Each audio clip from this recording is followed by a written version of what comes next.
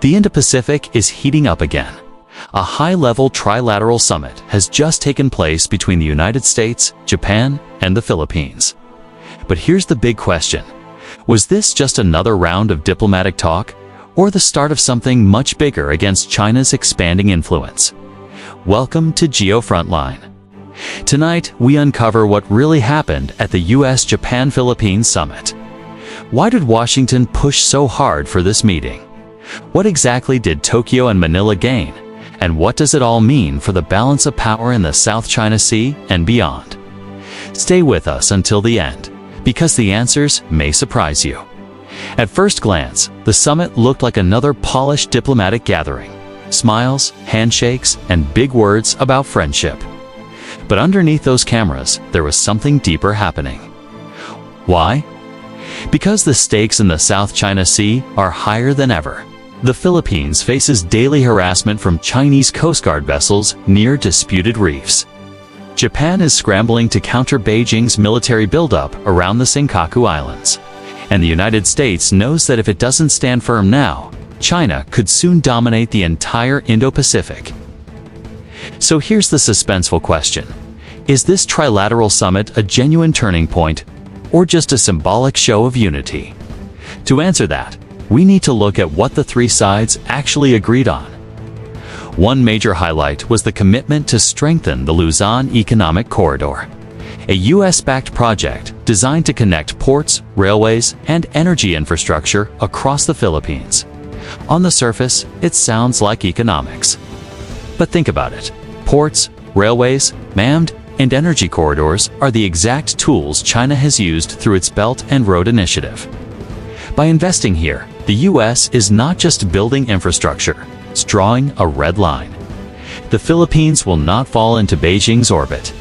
But the summit wasn't only about economics. Behind closed doors, security dominated the talks.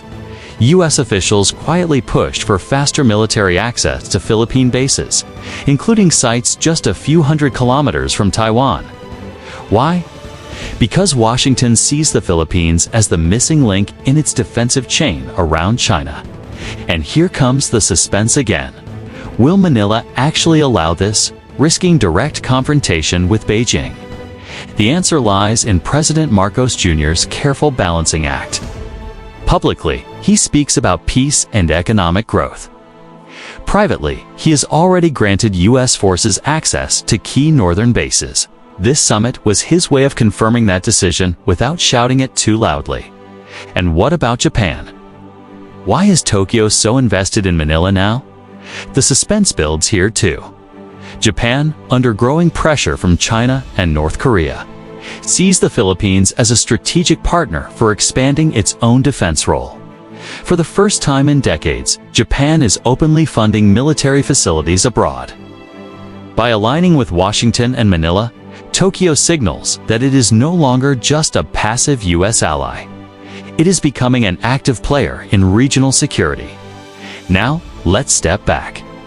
Why does this trilateral summit matter more than past agreements? The answer is simple: timing. China is expanding its control over the South China Sea, constructing bases, deploying Coast Guard ships, and militarizing reefs. At the same time, Russia is deepening military cooperation with Beijing, while North Korea continues missile tests. The region is becoming a chessboard, and this summit was America's move to check China's advances. But here's the final suspense. Will this strategy actually work? Can three nations with different interests, America, Japan, and the Philippines, truly hold the line against China? The answer may depend on credibility. If the US proves it is serious by backing up promises with real military presence, economic investments, and long-term commitment, then the alliance will hold strong. Japan will keep expanding its role. The Philippines will grow bolder in standing up to China. And Beijing will be forced to think twice before escalating further.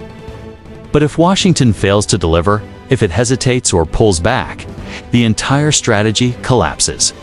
The Philippines might drift back toward neutrality. Japan might look for nuclear options. And China would be the biggest winner. So, Was the US-Japan-Philippines Trilateral Summit just a diplomatic show? No, it was a quiet but significant step in a larger game, one where the US and its allies are trying to lock China out of dominance in the Indo-Pacific. The suspense may not be over, but one thing is clear. This summit marks the beginning of a new strategic front line.